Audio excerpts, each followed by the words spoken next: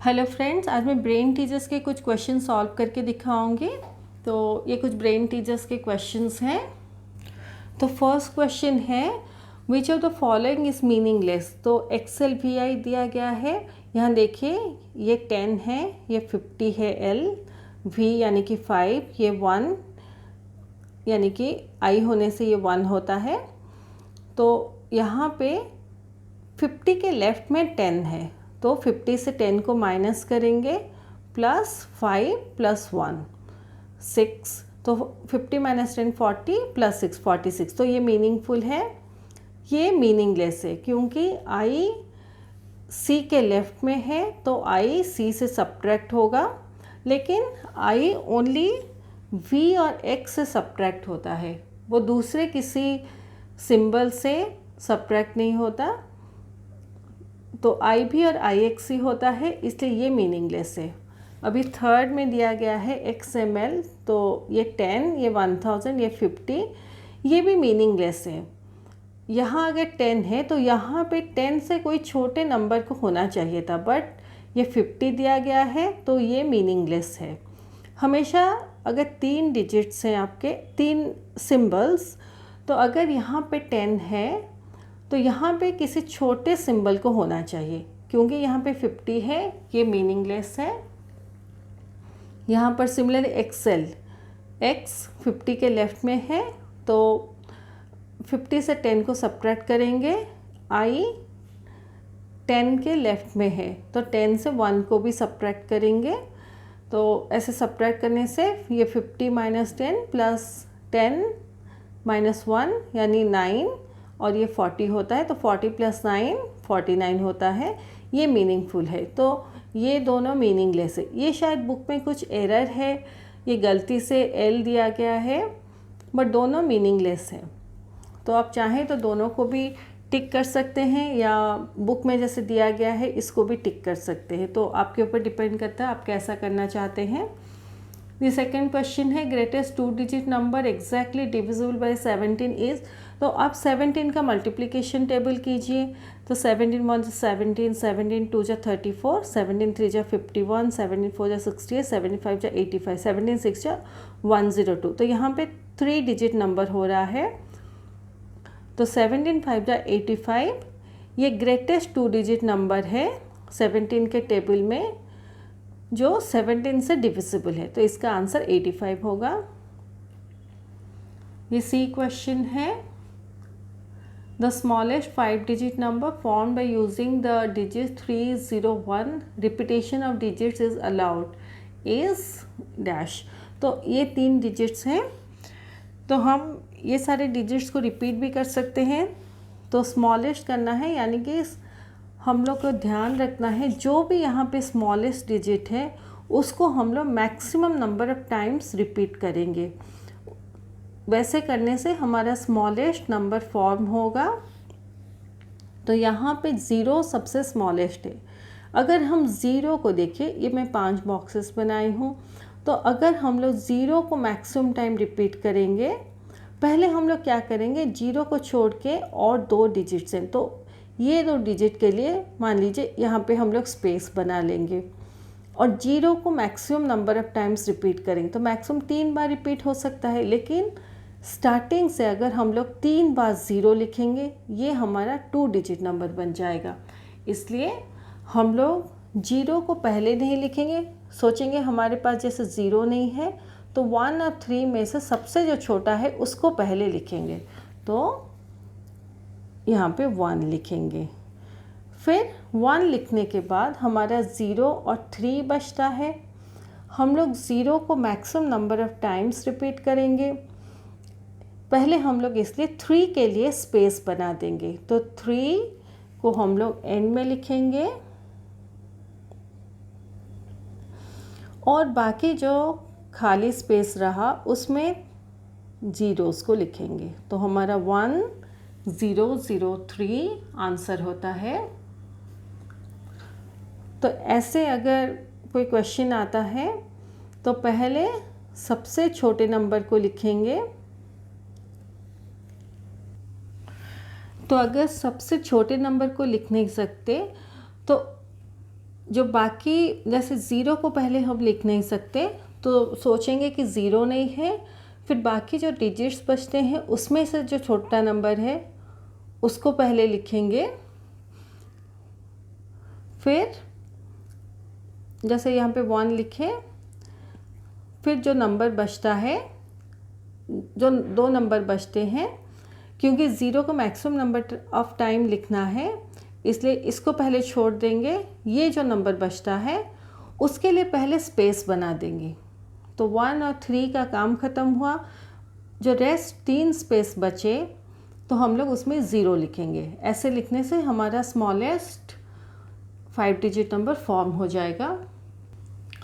ये D question है, estimated value of ये नंबर पूछा गया है। तो हम लोग पहले ये जो नंबर्स दिए गए हैं उसको राउंड ऑफ करेंगे। जैसे 36 है तो पहले उसका रेंज हम लोग मेंटली देखेंगे। तो 36 30 टू 40 के रेंज में आता है, बट 40 के ज़्यादा करीब है इसलिए इसको 40 में राउंड ऑफ करेंगे। 71 70 टू 80 के रेंज में आता है, बट 70 के ज़्यादा करीब है इसलिए इसको 70 में राउंड ऑफ करेंगे। 55 50 टू 60 के रेंज में आता है, बट वो मिडिल ऑफ 50 टू 60 में है, तो आप मान सकते हैं ऐसे मिड पॉइंट में है। तो अगर कोई नंबर मिड पॉइंट में होता है तो हम लोग उसको हायर रेंज में राउंड ऑफ करते हैं, तो 55 60 में राउंड ऑफ होगा। फिर एस्टिमेशन करने से 40 + 70 - 60 करेंगे, तो 40 + 70 110 है, -60 करने से 50, तो इसका आंसर 50 होगा। नेक्स्ट क्वेश्चन ये है, which of the following is not a natural number. तो ये जो एक्सप्रेशंस दिए गए हैं उसको पहले सॉल्व करेंगे। यहाँ पे जैसे 3 + 5 - 2, तो 3 + 5 8 होता है, तो 8 - 2 यहाँ पे इक्वल टू रहेगा, इक्वल टू 8 - 2 6 या 4 × 0 0, 8 डिवाइडेड बाई 8 1, यहाँ 6 - 3 + 1, तो 6 + 1 - 3 यानी कि 7 - 3 4 है। तो हम लोग जैसे पहले स्टडी किए थे, नेचुरल नंबर्स 1 से स्टार्ट होता है, 1 ऑनवर्ड्स, जैसे 1 2 3 4 एंड सो ऑन, और होल नंबर्स 0 से स्टार्ट होते हैं। क्योंकि यहाँ पे 0 है तो ये नेचुरल नंबर नहीं है, ये होल नंबर है, इसलिए इसका आंसर ये है।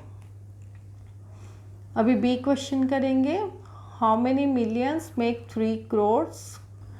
तो मिलियंस में हमें हमेशा याद रखना पड़ेगा कि मिलियंस में 6 जीरोस होते हैं, तो 3 करोड्स को पहले हम लोग ऐसे लिखेंगे।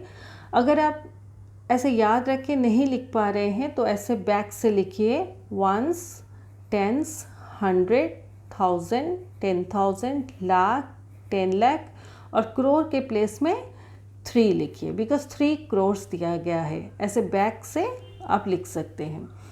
अभी how many millions make 3 crores, तो मिलियंस में 6 जीरोस होते हैं, तो आप इसमें से 6 जीरो को अलग कर दीजिए, 1 2 3 4 5 6, तो ऐसे 6 जीरोस को अलग कर दीजिए, तो जो भी नंबर बचता है 30, तो 30 मिलियंस आंसर होगा। तो इसका आंसर 30 मिलियंस है। ये नेक्स्ट क्वेश्चन है B, which whole number does not have a predecessor. तो प्रीडिसेसर यानी जो भी नंबर दिया गया है उससे -1 करने से हमें प्रीडिसेसर मिलता है। तो ये बुक में दिया गया है question, which whole number does not have a successor, वो गलत है, उसमें होना चाहिए प्रीडिसेसर।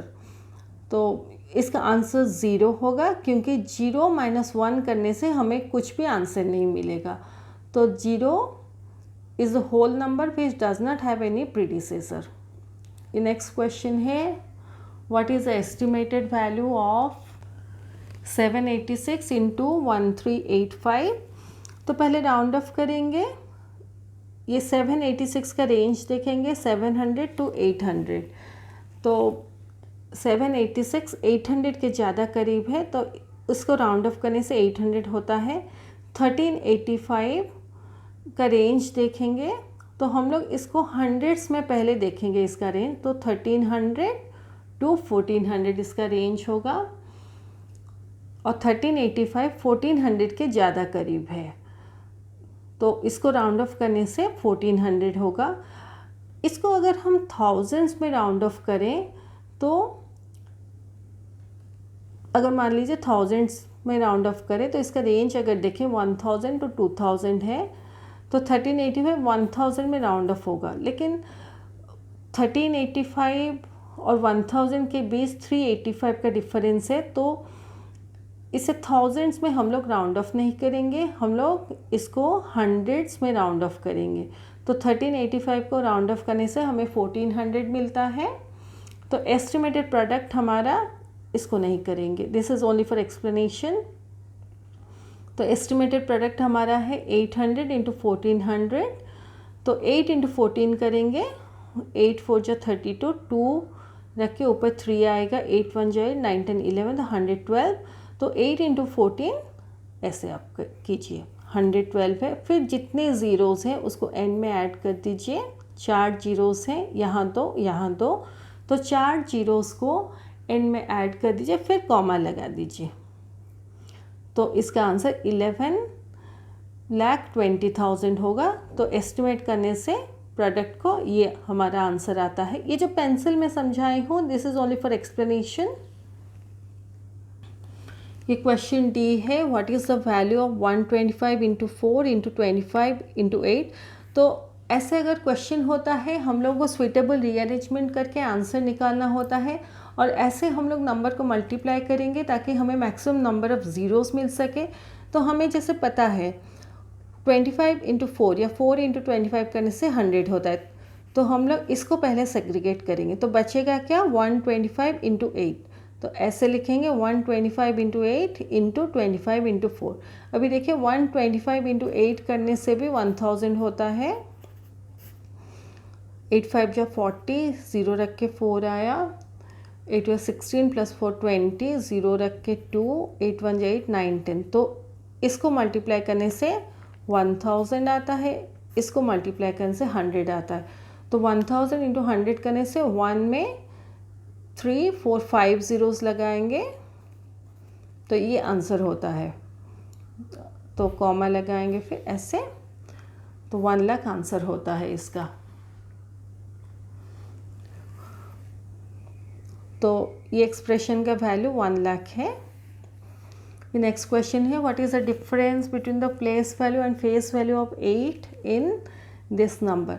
तो इस नंबर को हम लोग ऐसे पहले विदाउट कॉमास लिखेंगे, फिर मेंटली कैलकुलेट करेंगे, वंस, टेंस, 100, 1000, 10,000, लाख। तो 8 लाख के प्लेस में है तो उसका प्लेस वैल्यू 8 लाख है, और face value of any number is always a number itself. तो फेस वैल्यू ऑफ 8 ही है। अभी ये दोनों को हम लोग माइनस करेंगे, तो यहाँ 0 है, यहाँ से 1 बोरो करेंगे, 10, 10 माइनस 8 2, ये 9 नीचे आएगा, ये भी 9 है, ये भी 9, ये भी 9, और यहाँ पे 7 बचेगा, तो 7 भी नीचे आएगा। तो ये आंसर है उसका। फिर कॉमा देखिए इस आंसर को लिखेंगे।